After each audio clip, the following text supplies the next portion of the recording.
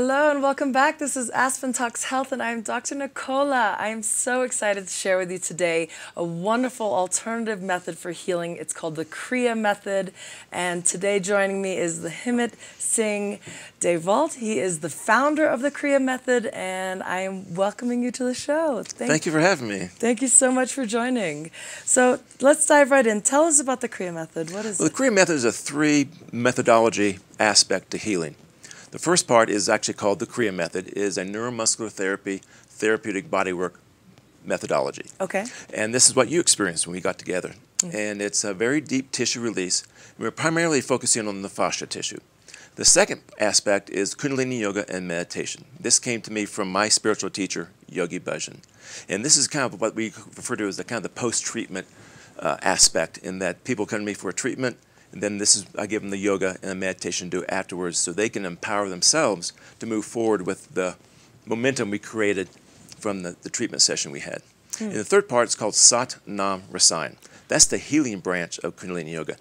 Yogi Bhajan was an amazing healer, and that's what he used when he healed people. And so maybe in the mid-'80s, he took one of his favorite students and trained him into this healing methodology. And when they finished, a few years later, he says, "You and I are the only two people in the world who know how to do this. Wow. So now you have to teach others." And so his name is Guru Dev Singh, and he's who I've been studying with. And so I do the Kriya Method, bodywork, the Sat Nam Rasayan during the treatments, and then the Kundalini Yoga meditations post-treatment program. Okay. Can you explain a little bit more about the Kriya Method itself? Okay. The methodology came from Mark Lamb. This is a good example of 2 degrees of separation. Yogi Bhajan moved to the United States from India in 1968. Mark Lamb was one of his first students, and Mark developed a healing methodology of bodywork. He called it BioSync. And he got to that point from Yogi Bhajan's encouragement. And this is how spiritual teachers work. Mark had been in his class for a few months, and one day during class, Yogi Bhajan said, "Mark, go work on her shoulder. She's in a lot of pain." And Mark went, he goes, "You know what to do when you get there." And so Mark went over there, just used his intuition and did a little move on her. And so he goes, "Why did he ask me to do that?" Because there are chiropractors and doctors and massage therapists in this class. Right. He realized that was his spiritual teacher telling him that's the direction you need to go to in your life.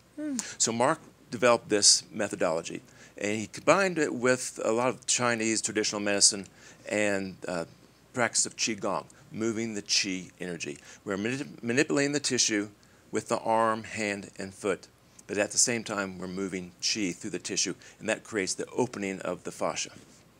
Interesting. So my experience was it was quite a deep tissue. Yes. And then the movement of the Qi, you felt a little energy flow. Is that what Yes. you're describing? We describe it as a outward expanding spiral. Okay. The Qigong practice develops the strength and power of Qi in your Dantian, which is in the yoga tradition, your third chakra. So part of my practice, my duty as a healer, is to cultivate that Qi. When I'm working with you, for example, I drop my arm into your tissue, set my Qi in there. It's almost like an electromagnetic connection. Lengthen the tissue underneath my arm, put that area in traction, and then it unwinds. I twist my body, use the intention, use the use of Qigong techniques to move that Qi through my arm, almost like a needle and a hypodermic needle, to inject that Qi into your tissue. And the unwinding happens because that spiral is going outward, expanding. And the fascia tissue is typically very tightly bound or armored, and that's what creates the release. And as you experience, it can be very deep and very intense at times. Yeah, but very helpful, very powerful. Good. Good. Tell us more about the fascia. The fascia tissue is, in the vernacular, we call it the connective tissue. Okay. It's the long, stringy fibers that hold us together.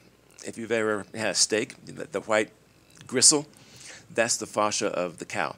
Interesting. The fascia of the human body is a matrix that moves through the top of the head to the bottom of your foot.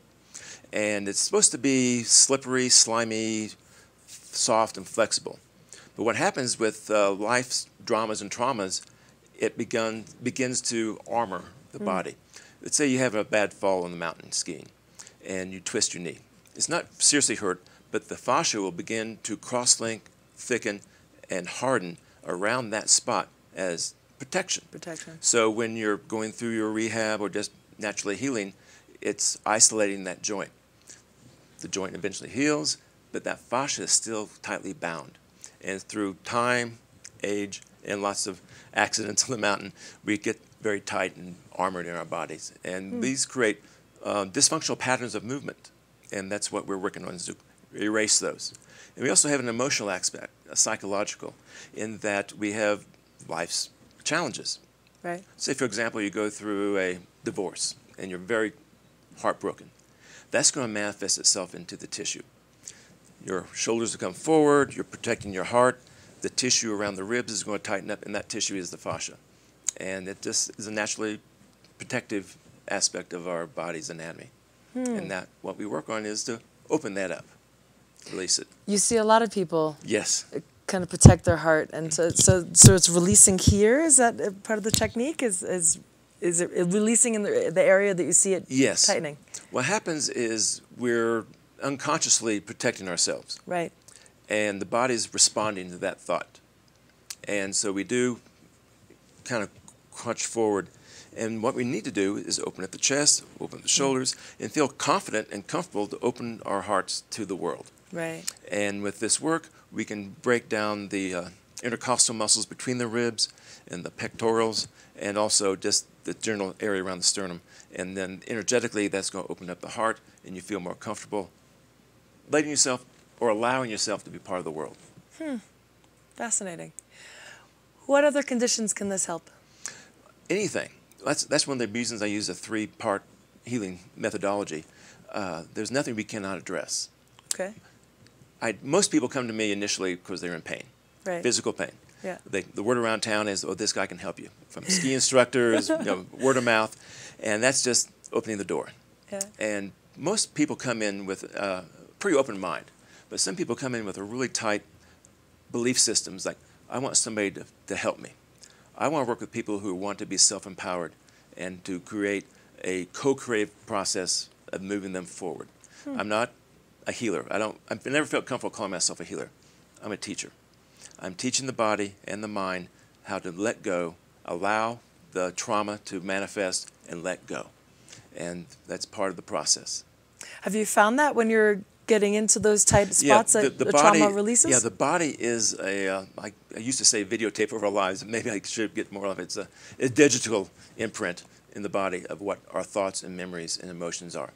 And we have found through years of this work, we have a template of the body. So if you go through a heartbreak, work in the middle of the chest and also on the backside. You have some childhood trauma. Let's say, for example, a distant parent or a divorce at a very early age. We know where in the body that's going to manifest itself. The left side of the body is the feminine. The right side of the body is the masculine. I work on somebody's left glute, and they go, oh, I didn't know I was tight down there. It's like, what was your relationship like with your mother at a young age? Oh, she was a little overwhelmed being a mother, and she was very distant, and I really never felt much of a connection to her until I became older as a teenager. She didn't want to know how to deal with children, but she knew how to deal with teenagers and young adults. And that manifests itself as a tissue memory. We have issues in our tissues. Yeah. And we are very adaptable as human beings in what happens in our lives. We store it, forget about it, but it still is there. Yep. Yes, I've just been learning about ACEs, adverse childhood experiences, and how they manifest later on in life as an autoimmune disease, cancer, asthma. And it's been fascinating because I have type 1 diabetes, and that's an autoimmune reaction. And now that I'm digging, I took the test and I've got 3 or 4 ACEs. Okay. That's pretty high on the score. So it's fascinating to me because it's really diving deep into what causes autoimmune. It's really interesting. What I try not to do during a treatment is give them information what I'm finding out. Okay. What I would be doing is I'm reinforcing these dysfunctional patterns. Our idea is, this came from Mark, my teacher, is that we want to be in the present moment. All that happened in the past. Okay. Can't change that. Right. What we can change is this moment and what's moving forward. So for example, a client comes in, I do a client intake sheet that give me a little idea what's going on in their bodies. We have a conversation, create a little rapport, and they start going through the whole history of the car accident. I don't want to cut them off, but I don't want to give them too much time because they're just reinforcing. They're reliving it. Reliving that experience. Right. So my typical response is, well, that's interesting. How would you like it to be? sometimes it catches them off guard. It's like, well, obviously I'm here to get better. It's like, no, it's not obvious. Let's talk about that. And we go through a quick process of closing their eyes, see yourself walking out of here with no pain in your ideal functioning state, and it's happening today, now. And that gives them a whole new paradigm of their bodies and their health. Good. I want to challenge, I agree with you 100%, but I want to challenge it just to play devil's advocate. Please. Because, okay, type 1 isn't supposedly curable. Yes. Right? So I actually believe it is, but let's just say we've been told it's not. If I almost feel like I'm lying to myself that I am healed. Yes. Now, when I'm not. So how do you get past that kind of block? That is healthy skepticism. Okay. Keyword is healthy. And it's okay to have doubt, but we believe creates the experience. The higher degree you believe, the higher degree the change is going to happen. And it's sometimes you can say you fake it till you make it, which is valid, but we believe consciousness can change cell behavior. There's so many examples in the world, that not just from my experience, but from others who have had some very challenging health issues. And the doctors don't know how these people got better because it didn't make sense. A good example was a young boy, I think he was like 7 or 8 years old, years ago, was diagnosed with leukemia. He was a huge Star Wars fan. So he just could use his imagination, imagine these starfighters, zip, zap, zap, zap, zap, the cancer cells. And he just had a very vivid imagination, and he just did that all the time. He just imagined these starfighters killing his cancer cells. He went into remission and is okay. Wow. So to your question, I appreciate the challenge because it all comes down to what your belief and intention is. And even if the results are not what you had hoped for, you're going to be in a much more ideal functioning state just from moving in that direction. Yeah. It's empowering too. Yeah, it's positive thinking, whatever label you want to put to it. It's an attitude of gratitude that, why is this happening to me? No, why is this happening for me? Right. Kind of embrace the experience. It's like, okay, because many times if you get some really bad news on a health issue, it's like all of a sudden you go into depression, and that's just feeding the dysfunction. Right. So part of my job is to help using language to help people understand that they can empower themselves and change their lives. Interesting. An interesting topic or point that you made, that to not see it as your to shift. You're just shifting the mindset, basically. Changing the paradigm. Yeah. That's what you're moving away from this is how it is, and this is what I want. Yes. Not what I want, but what it is. This is what now I need in my life right now. What lesson am I going to gain from this? What life experience is this that I'm supposed to have? Good. If you can change that paradigm, you can really start changing your life. And if you're going through a really difficult time, it won't be as difficult with that positive attitude. Love it. Love it. You mentioned I read on your website that you specialize in concussions. Yes. Tell me about that. When I was working with Mark in my training with him, and after the training, I would he lived in Southern California. So I'd go out there and just spend weekends with him, working with my teacher and mentor. And he showed me this little move he did on people's heads. He just kind of cavalierly said, oh, this is really good for concussions. So I made a little note of that. And then years later, I was thinking, wait a minute, there's a meditation that Yogi Bhajan taught us that he says helps repair brain tissue. And so we worked with the idea of doing that as a treatment in the body work with that. We're working on essentially opening up the spine, getting the life force energy, prana, to move through the body into the head. So what brain tissue needs when it's been damaged, whether it's from Alzheimer's, concussions, is fresh pranic energy to heal. Also, increased circulation of blood and the cerebrospinal fluid from the spinal cord. And so the body work, about a 45-minute to an hour treatment, is just to get the spine opened up. Then I do that move on the head. And then the post-treatment program is a very easy yoga set to move the spine, move the energy, and a meditation. And the meditation is very fascinating because a doctor in Tucson specializes in people who have Alzheimer's and dementia. And he actually went and got research done on this meditation, and the results were remarkable. The model was someone who had early signs of Alzheimer's would go in to get an MRI. They would go then to the next room, do this meditation for 12 minutes, go back in and get another MRI, and areas of the brain that had been dark or non-functional were lit up. Wow. And so they started doing more work with blood work and such, and they found that the enzyme telomere has been secreted and it's a very, very high level. And so what Yogi Bhajan talked about in more of a etheric yogic aspect actually got some tangible results from the medical community. Love it. And so I spoke to Dr. Dharma Singh, and I said, oh, you're working with Alzheimer's, which is fantastic. Do you think this meditation will work with concussions? So a quick pause. He's like, of course. Yeah, it's brain tissue needs to be repaired. And we had some very positive results.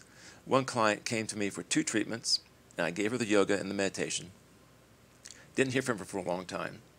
Then she came back and said, my gosh, it changed my life. Wow. The doctors had suggested that they're going to drill a hole in her skull to relieve the pressure from the concussion, and she said that is not going to happen. Oof. And so she found from this 2 treatments, yoga and meditation, she was able to relieve the pressure and repair the brain tissue and has no more symptoms. Incredible. I would love to do, you said you were willing to do a demo. Yes. You want to do it now? I would love to. Okay. This is called Kirtan Kriya. Okay. And Kriya, well, it actually kind of goes back a little back around to what the Kriya method means.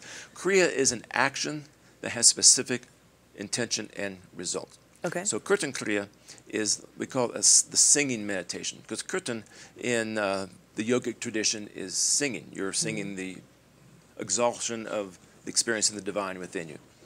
So we're singing a 4-part mantra. The word is sa, ta, na, ma. We call these the 5 primal sounds. So it doesn't have any meaning, but the yogis gave it meaning.